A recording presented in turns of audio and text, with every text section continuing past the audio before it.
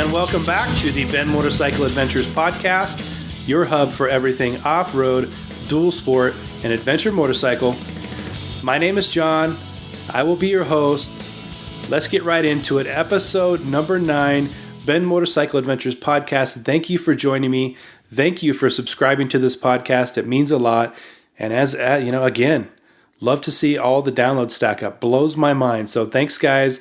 Appreciate the support. And I'm here to deliver another great interview tonight with our guest, Adam from Dmada Creative, www.dmadacreative.com. Adam is the owner of this business, the founder, and he is the creator of the awesome Trail Essentials pouches. Now, these pouches are super versatile, made in the USA. All materials are sourced within the USA, and these are the perfect thing for motorcycle rides or motorcycle adventures to help you stow your gear and your belongings. They help you get more organized. You need at least 1, 2, 3 sets of these things. I have quite a few of them. But when I rode through Idaho, I literally used 4 of them. I had USB cables and charging ports and things in one. I had all my tire changing tools and equipment in another, neatly stowed away.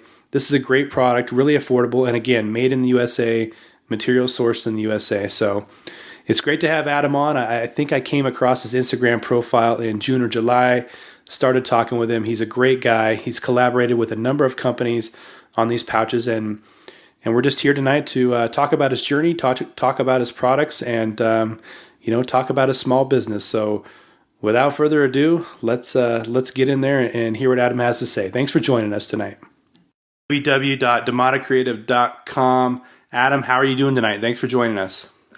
Doing well, John. Thanks for having me on the show. I appreciate it. I'm excited to just talk to you tonight a little bit about Dmada Creative and just kind of what got me started, and just kind of tell you the journey behind everything. So, okay. Right on. Thanks for joining us right out of the gate. I think I came across your Instagram profile in June or July of this year, and I believe you were partnering with Upshift Online, and you were obviously doing your Trail Essential pouches, and you've partnered with a lot of brands since then. But kind of, how'd you get your start with these? Well, honestly, Dmada Creative, I launched officially about 3 years ago in October of 2015. Mainly just doing apparel, just a small batch of apparel, and then with a few designs on it. And then I was actually selling some artwork that I had put out, kind of outdoor related, just selling art prints and stuff. And actually, a friend of ours, they own a brewery in the area, and so they hosted me for a little pop-up. And that's kind of how I started getting my name out in the community, just kind of gaining that brand recognition from just people locally. And then did that for, probably a year or so. I had a hoodie that I released, Journey On hoodie. But it was on an American Apparel made in the U.S. Garment. And that's kind of been my focus from the get-go is everything I release is in small batches, and then with a focus and emphasis on made in USA. Some people get it, other people don't, but it's something that I've always wanted to focus on. I think it's important that we try to source everything as much as we can in the U.S. and kind of build our local economy from there. But the Trail Essentials pouch actually kind of got started just from backpacking and hiking, and I have a background in riding and racing dirt bikes. I've been riding off and on for the last 16 years. Been without for about 3, having withdrawals. That's harsh. That is. It's hard. It's been rough. Well, I got a few bikes over here if you want to join me. I know. We should talk, and maybe I need to get out there next spring or summer and get in a ride with you. So, but yeah, I've just I've had a, passion for outdoors and riding, like I said, and, I've been filling the void lately with mountain biking just because I've been missing it so much. So I had to fill that void, of two wheels somehow. So I been trying to get myself up on the mountain more. But the Trail Essentials pouch, though, I mean, I had bought something a couple years back that was somewhat similar, and the materials were just, to be honest, kind of junk. And I used it for like a year straight, and it just started kind of coming apart on me. And I'm just like, I'm going to reinvent the wheel and try and come up with something that's better and use better, more quality materials and source them in the U.S. And that's when I started sourcing the Cordura fabric. And just this last year, I've built a pretty strong relationship with them, just through their marketing team and just through networking with them and kind of giving them feedback on things. And I've just been really impressed with it. I tell people all the time that, you can use that pouch not just for, stuffing it in your bag or, carrying it on your dirt bike. You can use it for virtually anything. That's kind of the huge perk behind it and the benefit. I use 3 of them in my center console of my truck. I mean, day to day, it's just something you can organize things with. And that if you have to throw it out in the snow, it's going to hold up to the elements too. So, yeah, I mean, speaking from go ahead. Yeah, speaking from experience, I've got 3 that I carry with me on adventures. The 3 different sizes. Right. I've got CO2 cartridges in some. I've got some, documentation, paperwork from a motorcycle attached to my handlebars and power bar and stuff like that. Right. Actually, when I went through Idaho, I carried 4. One of them had all my USB charging cables and things like that. So it's awesome to be able to stuff everything, into a dedicated pouch, and it's organized. Mm-hmm. It's not flopping around in your bag. Now, aside from the Cordura, and again, these are made in the USA. Adam makes them himself, so that's amazing. What other products there are included? What kind of separates you from your competitors? I think I obviously have a creative background. I went to college. I took 1 semester of college for business, and then I never pursued college. After that, I'm more of a hands-on person. I learn better that way, trial and error, just real life experiences. And so I've always been kind of creative in the sense to where when I do apply myself to a product or, put design element to it, I feel like I set myself apart just based on the overall integrity of the product, coming up with something that's a little bit more, I wouldn't say out of the box, because I feel like there's a lot of comparable products of mine out there. But for me, I pay a lot of attention to the detail. Why are we using a regular zipper over a water resistant zipper, which is something that we are probably going to use in production full time next year, just for the purpose of what it's for. I feel like moving forward, it just makes more sense to just go with the water resistant zipper versus just a standard number 8 YKK coil zipper. So, which the water resistant zipper has a polyurethane coating on the backside to, of course, repel water a lot better. But I feel like there aren't a lot of companies out there that are offering a custom program with the pouch. And so this year when we launched the custom program, I've seen a lot of interest in it. Just everybody has a different kit depending on what they're doing. You know how the off-road scene is. Everybody's like, oh, I've got this on my bike. I want everything to match. I want my gear to match. It's got to be exactly the same. And so I feel like, okay, if, I'm the same way when I was racing and stuff, I wanted all my gear to look cool, my bike, my graphics to match. Like, why not have your gear, that you take to the tracks or you take to the trails match too? So same with mountain biking. It's like, okay, my bike is charcoal gray and black and red. Like, I want my gear to match too. So, but no, just it gives people kind of the ability and the freedom to be creative, and kind of create a one-off item strictly, for them. And I don't think people have really realized that. Like, it's kind of cool to be able to say, hey, I created that and then I had it made and I'm going to get it in 2 weeks. It's not taken 4 months to get, and it's reasonably priced, and it's made right here locally by a one-man operation. So yeah, and it's unique. I mean, you're right. There are a host of ways to carry stuff. Right. But, the ability to kind of, I don't want to say craft because you're doing that, but the ability to kind of build your own, have your own vision. I mean, that's pretty cool, and nobody else is offering that.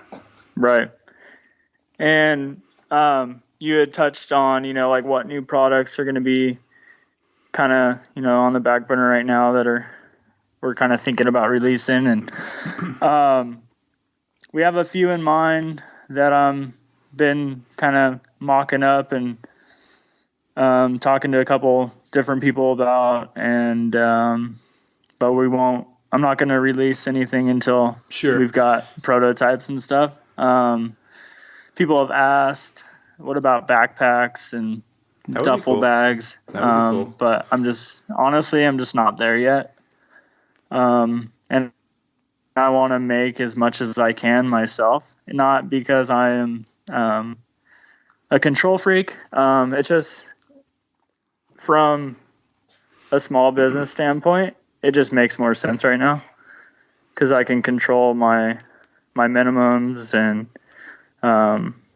my budget a little bit easier. So it allows me to be more feasible. But as far as time goes, it does create more time, and I don't have any. So that's another thing I'm wrestling with, because I don't know if I told you before, but I do work a full-time job. So yeah, but so yeah, people people always get wide-eyed when they start talking about small business or starting their own small business, and I even had people tell me, hey man, I wish I was you, wish I was riding motorcycles all the time. And I'm like, yeah, there's that side of the equation. There's also this side of the equation that sits over here and stares at the back end of my website for 16 hours a day and tries to figure out how to optimize it. Yep. There's a lot going on with it, and truth be told, I get out and I do a lot of riding, more than most people have the luxury of doing.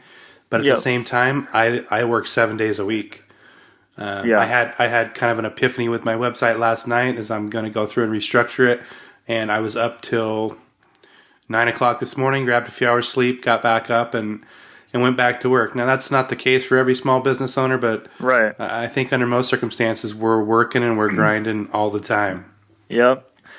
Well, it's like right now, I get up at 4 o'clock in the morning, go to work from 5 to 3:30. I work 10-hour shifts, and then when I get off, I come home, help the family out, maybe grab some dinner, and then I'm back out working again. So, and then the weekend, same thing. I'm grinding in the morning, sometimes late at night, and then up, and then do it all over again the next day. But to me, it's the hustle, and it's what I mean. If you're passionate about something, you're gonna just keep grinding, and sometimes you just have to kind of reset and kind of realize what you're doing it for. And most people, it's for the money, and honestly, you have to have money coming in to keep going. But if it was all about the money, you would lose your passion. So if I could tell anybody, like, don't do it for the money, do it because you love it. So I'm in the same boat. Obviously I want to make a fair amount of money and selfishly fun motorcycle adventures around the world. But if I had one piece of advice for everybody, I would tell them that it's. I think a lot of people go into small business with the illusion that they're going to build a website or something, and then people are going to start paying them money to do things for them, and that's not reality. It's a very long game. Yeah. It's a struggle on the web just Yep. to be found. I'm sure you know that. There's just a lot of work associated with it, and it's super competitive. Yeah, it's very Just competitive. just ranking for keywords. I have some really creative tools for doing keyword research and things like that, and you'd be surprised who you're actually competing with on the web. It may not be a direct competitor, but in terms of ranking for specific keywords and things, you're actually doing battle with, like me, online magazines or Right. apparel companies in the space or whatever. So Yep. it's a tough space for anybody. But you know what? Like you said, if you're passionate about it, go for it. Invest your time and energy into it. And I think if you play with the long game in mind, it'll work out eventually. Yep, exactly.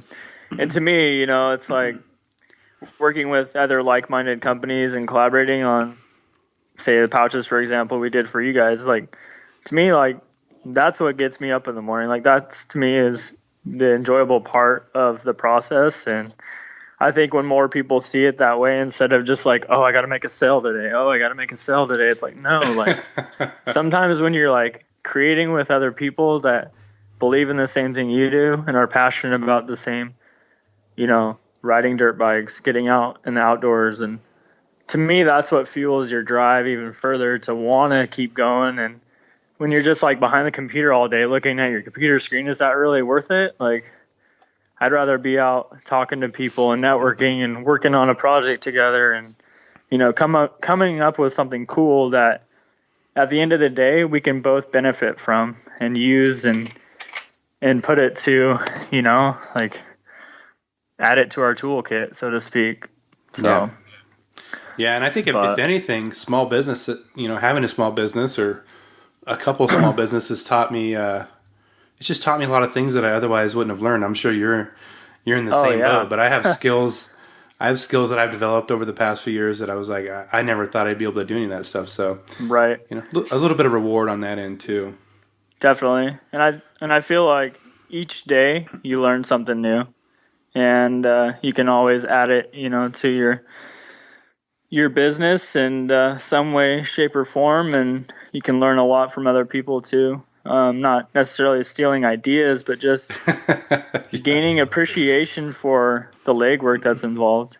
And I feel like, you and I are in the same boat where we're not just the guy going and giving a tour on a dirt bike. Like, you're the marketer.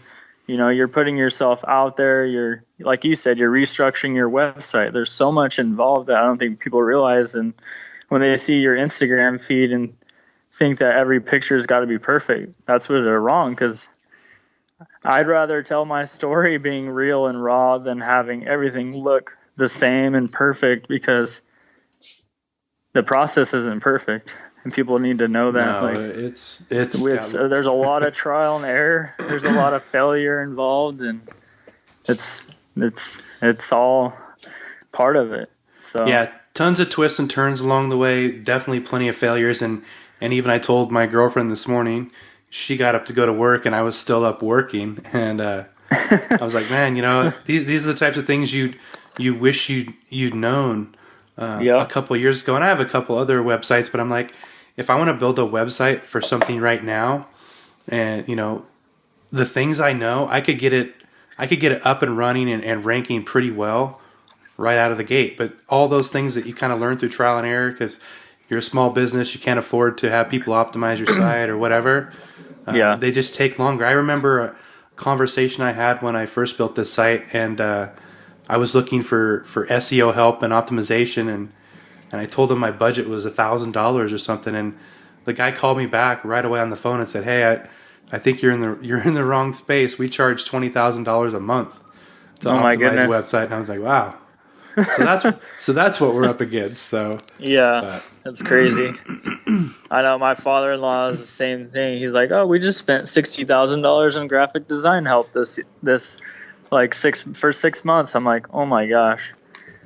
I'm like, how do you even afford that? It's just nuts. Yeah, I guess if you have that kind of cash flow, I guess it's all good. So, back to the custom stuff, and I don't want to put you on the spot, and you're not gonna tell us anything that we don't already know. But I was just thinking to myself before we started this interview, you're not that far away from, some sort of motorcycle luggage or fender bags or something. It's not a stretch, and I don't even know if that's a lucrative space. So I'm speaking out of bounds here a little bit, but the product you've got, you're not that far away from something, very unique for motorcycles too.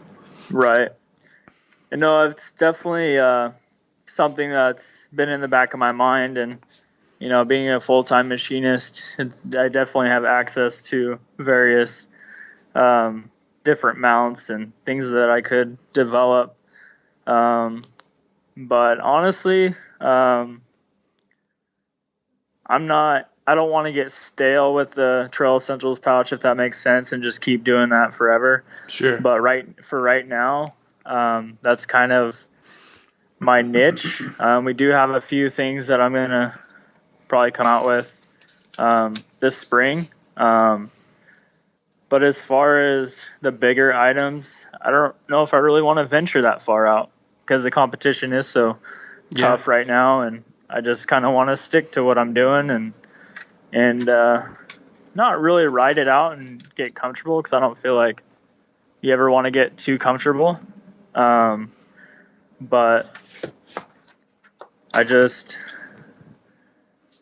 I kind of want to just be comfortable with where I am now and not get ahead of myself, if that makes sense. Yeah, and obviously do your own thing. Motorcycle luggage is competitive, and it looks like it's getting more competitive every day. There's some really nice options out there, but I don't know. Maybe that's too small of a niche too. I think if I was going to create a product, I'd want something that a lot of people would want to consume too. Whereas I think you've got that with the Trail Essential pouches. It's a multi-use thing. So right.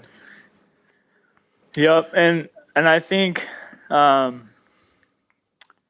eventually, or let's just say maybe in 2019, I'd like to maybe create a more of a lightweight series that has a few more like stash pockets and things for various items. Not just a multi-tool, but maybe like for tire irons and tubes and such things that you could just quickly put in, and you can stash in a saddlebag or your hydration pack or get it out of the way. But a few different options, things I've been playing around with, different materials. Like I said before, I do have a good relationship with Cordura. I've been really impressed with just the overall company of Cordura, and just the feedback I've received from them.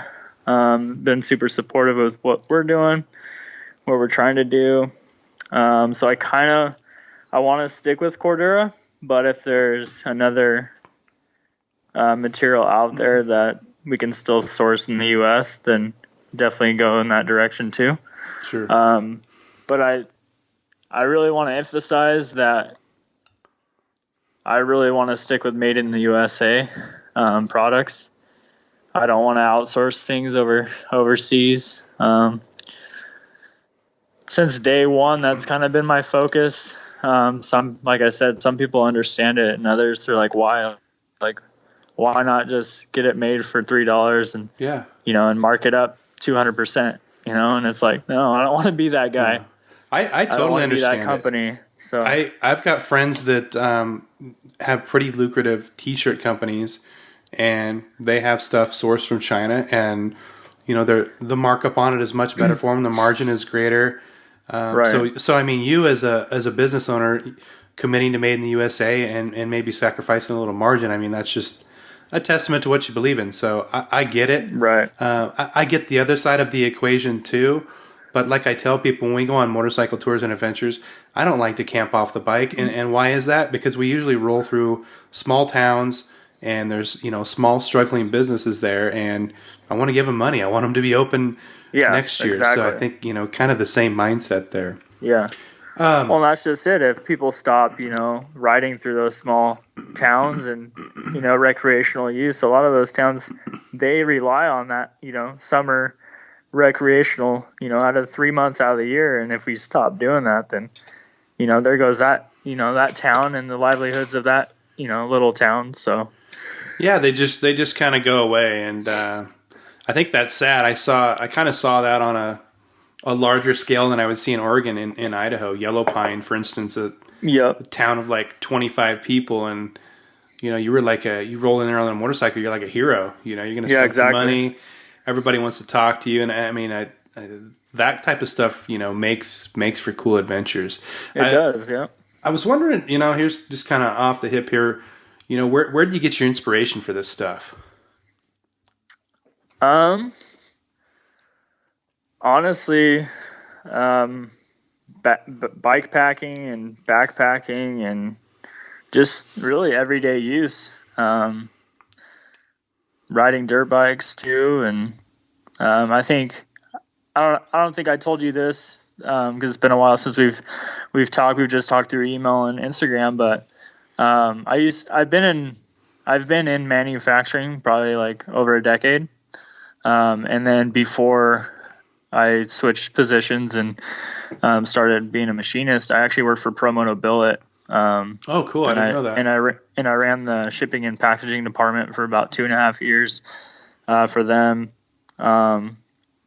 So I've been around and then before that I was working for bike shops and actually setting up dirt bikes and stuff out of the crates for various dealers in the valley. So I've been in the motorsport industry for quite a while.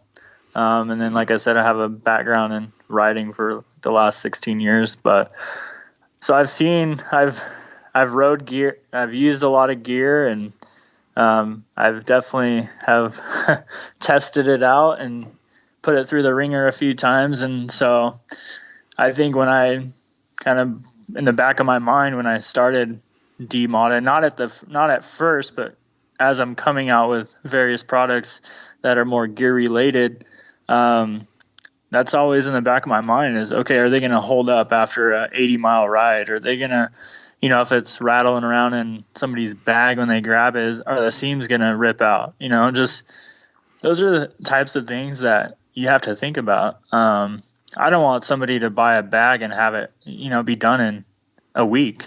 I want something that's going to last generations. Something that my kids could pass down to their kids someday.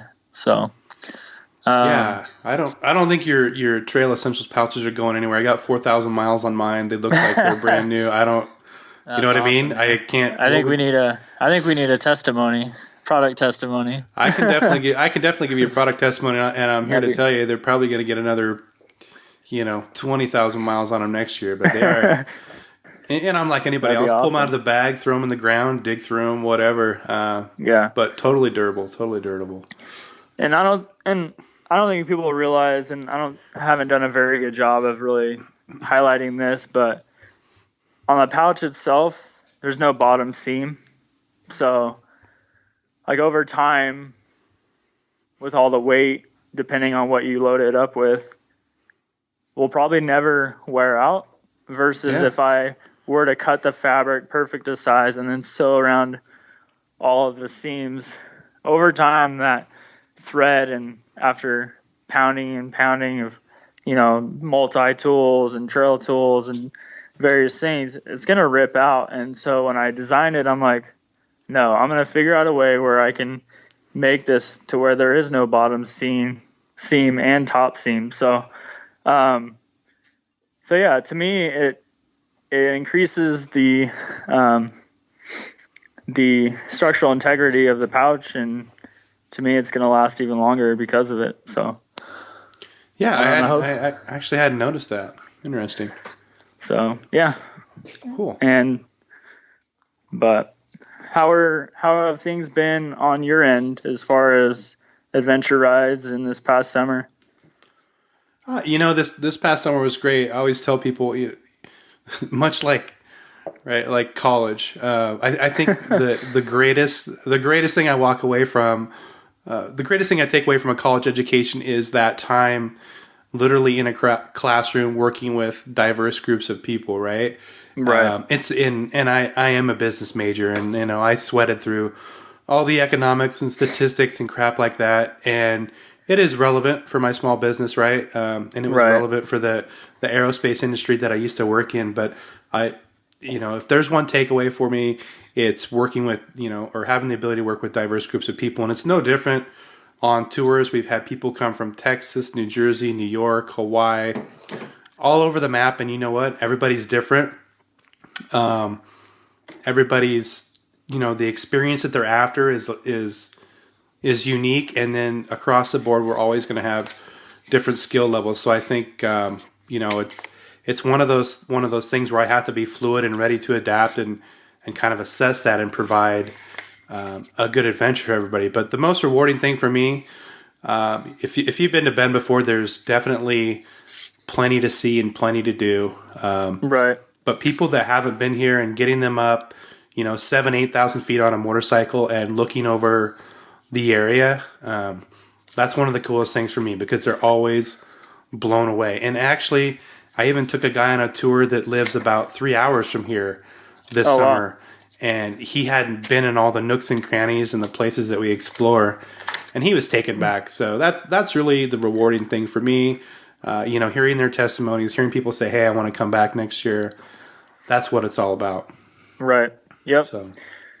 Yeah, creating a story for people and kind of just giving them kind of that adventure and something that they'll remember as they get older, and maybe they'll take their kids someday, and on an adventure ride with you or something, you never know.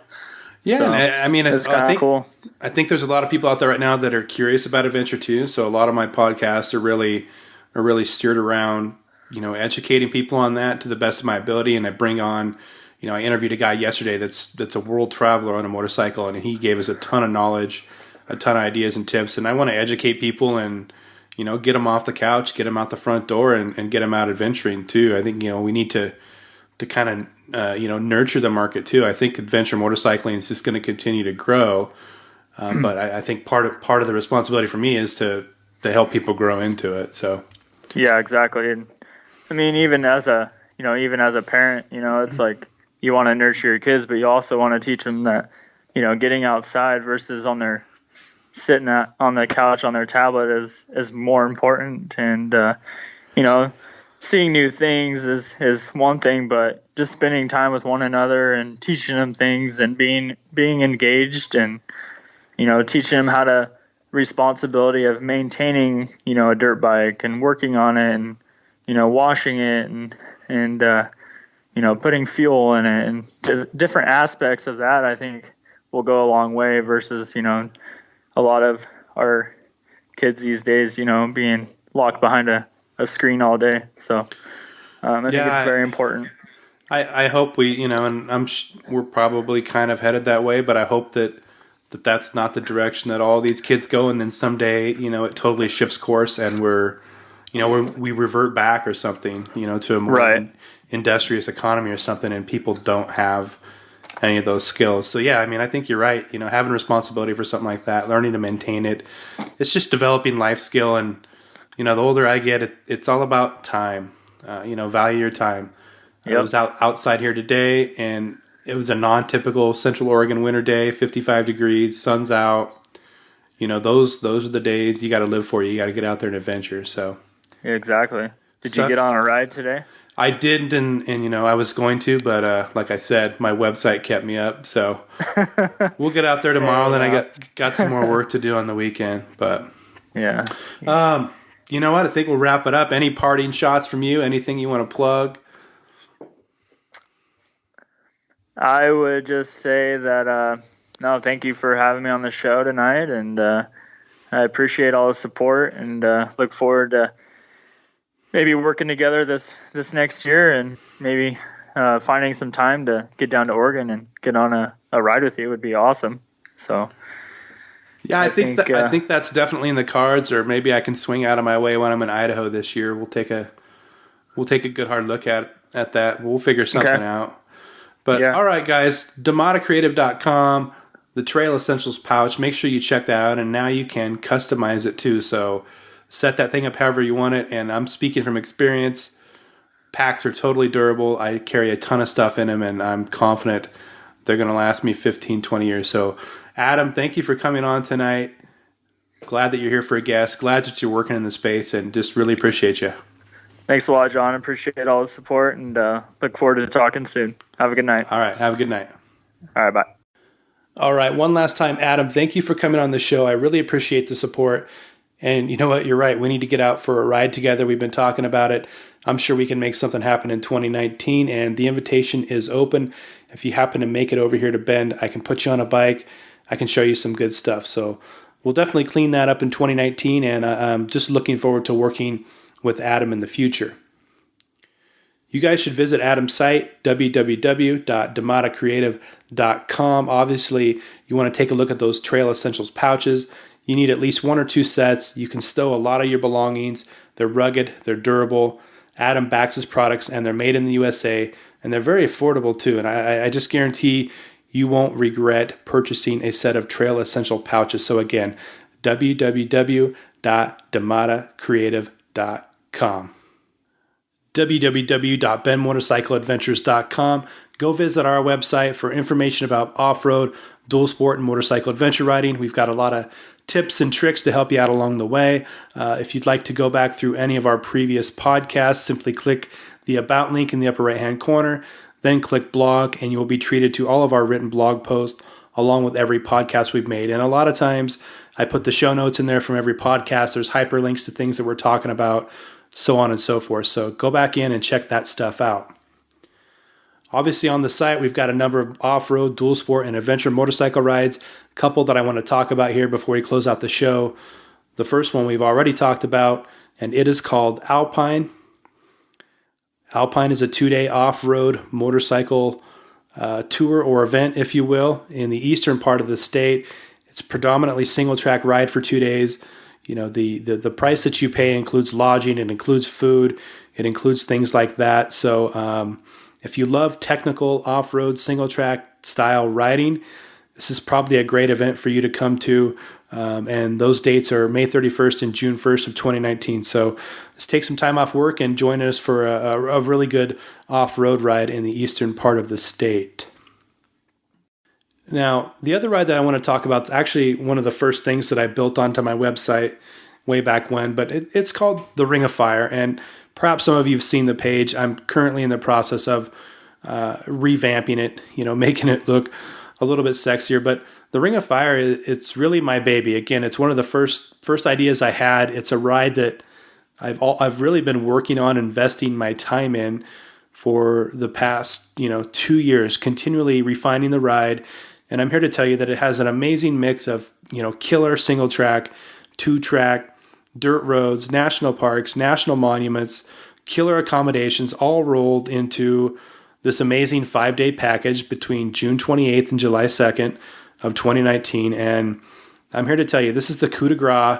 Forget the Continental Divide, forget the backcountry discovery routes, which I love all these, but no other motorcycle adventure or dual sport ride can really compare to the 5 days and really the amount of time that one man has invested into making this the ultimate dual sport experience. So visit our site, click underneath the dual sport link. You'll see the Ring of Fire. Again, I'm revamping that. But again, I truthfully believe this is the best dual sport ride you can participate in. So check it out. All right, guys, one last thing before we go. Again, I really appreciate the support. iTunes, Stitcher, Google Play Music, Google Podcasts, however you choose to listen, please click subscribe. That really helps out the show. And again, I appreciate the downloads. I appreciate the positive feedback and the reviews that we're getting on iTunes. We have 15 5-star reviews on iTunes right now. So picking up some steam. And again, just want to say thank you for your support. On our next podcast, we'll be talking, motorcycle tents and luggage with our friends at Lone Rider. So we'll see you next week. Thank you.